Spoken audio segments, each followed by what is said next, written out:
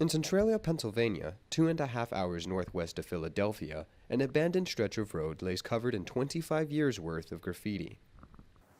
I think it's a way for people to kind of like leave their mark, and then there's like people's names and like hashtags and stuff.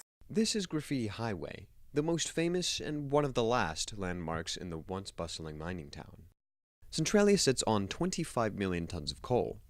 In 1962, one of the mining beds just southeast of the town caught fire. That underground fire is still burning today. Eventually, all the real estate was claimed by eminent domain and condemned. The last 7 residents who refused to leave are allowed to live out their lives in the town. Harold Mervine is one of those residents. This was my grandparents' home initially, so I'm third generation in this house. People today have no concept of home. This whole thing was quite a fiasco. It tore families and friends apart because some people wanted to stay and some people wanted to leave, and it just created a lot of bitterness and, like I said, broke up families and friends. Heat from the fire also broke up a strip of old State Route 61, opening cracks and weakening its structural integrity.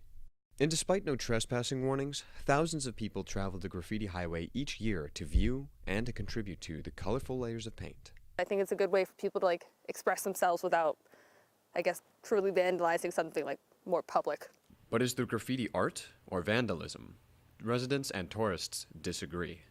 I have no problem with people coming and walking around, but well, the Graffiti Highway is getting filled up, and now they come into town and they think they can do the same thing on the streets and just about anything that holds still.